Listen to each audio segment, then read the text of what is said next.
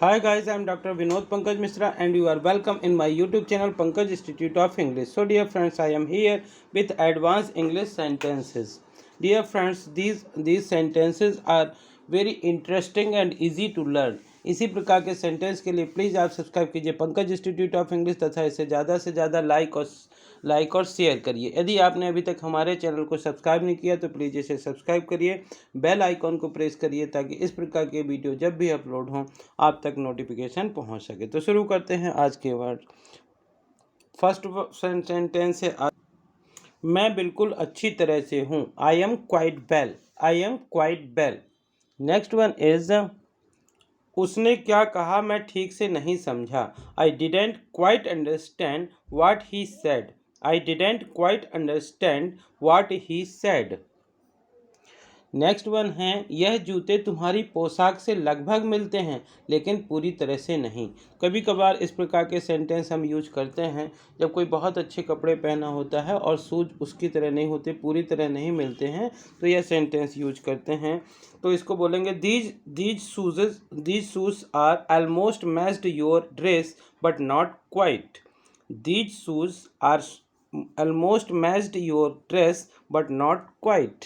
Next one है यह दोनों बातें बिल्कुल पूरी तरह से अलग हैं। यह दोनों बातें बिल्कुल पूरी तरह से अलग हैं। These two things are quite different. These two things are quite different. Next one is वह काफ़ी अच्छा बकता है। He is quite a good orator. He is quite a good orator. Next one is quite. Quite मतलब बिल्कुल या काफ़ी या पूरी तरह से, इसके लिए क्वाइट यूज़ किया जाता है। नेक्स्ट वन इज मैं इतनी रात को बाहर नहीं जा सकता हूँ। I can not go out such late night. I can not go out such late night. इतनी रात को तो सच लेट नाइट। सफल होने का केवल यही मार्ग है। This is the only way to succeed. This is the only way to succeed. Next one is यह उसकी एकमात्र समस्या है। This is his only problem. This is his only problem. एकमात्र समस्या को बोलेंगे only problem. Next one is वे केवल कल ही आए। यह नहीं वे केवल कल ही आए। They came only yesterday. They came only स्टरडे।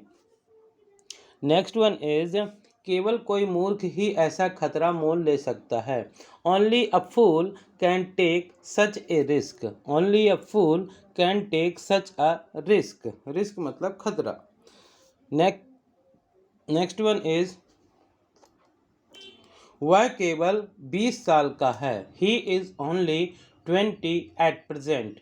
वह अभी केवल 20 साल का है। He is only 20 at present. हम यह झगड़ा हमेशा के लिए मिटा दें। Let's settle this quarrel once for all. Let's settle this quarrel once for all.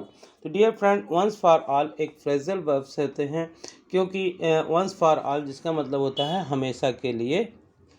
Next one is हम एक दूसरे से सप्ताह में एक बार मिलते हैं। We meet each other once in a week. We meet each other once in a week. जब दो लोगों से आप एक दूसरे की बात हो तो हम ईच अदर का यूज करते हैं। तो इस प्रकार से we meet each other once in a week. Next one, यह दवाई दिन में एक बार लो। कई बार हम देखते हैं कि इस प्रकार का सेंटेंस यूज होता है। इसको बोलेंगे take this medicine once a day. Take this medicine once a day. Next sentence है तुम्हें यह किताब पढ़नी चाहिए। You must read this book. You must read this book. जब हमको कोई चीज़ करनी ही करनी चाहिए तो हम वहाँ पे मस्ट का यूज करते हैं। नेक्स्ट वन इज एक बार फिर से कोशिश करो। एक बार फिर से कोशिश करो। Try once more. Try once more. Next है तुम्हें यह किताब एक बार और पढ़नी चाहिए। You must read this book once more. You must read this book once more. Next one is शायद. शायद को इंग्लिश में बोलते हैं seldom. Seldom.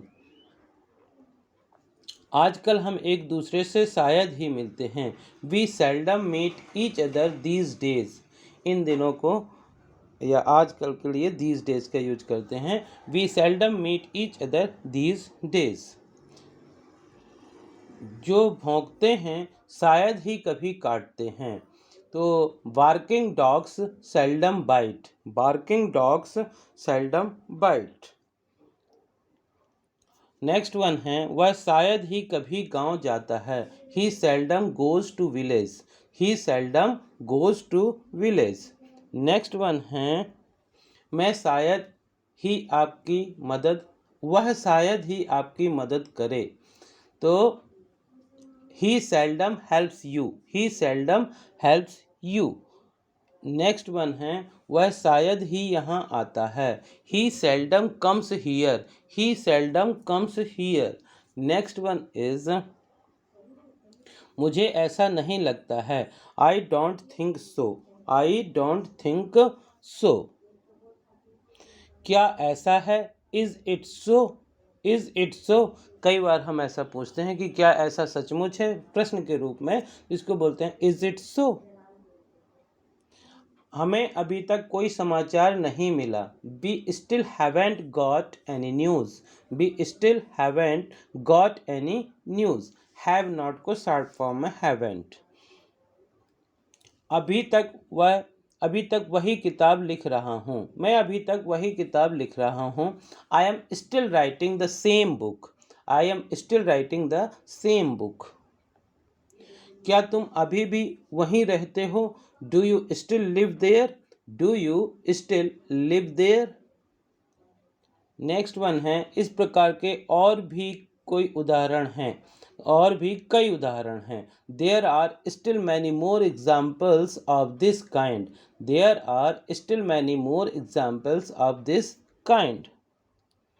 So dear friends, thank you for watching this video. यदि आपको इस प्रकार की ये सेंटेंस पसंद आए हों, समझ में आए हों, तो प्लीज़ इन्हें ज़्यादा से ज़्यादा लाइक करिए और अपने फ्रेंड्स को, अपने रिलेटिव्स को, और हु इज़ इंटरेस्टेड, और जो कोई भी अंग्रेजी सीखने में उत्सुक है उनको शेयर करिए.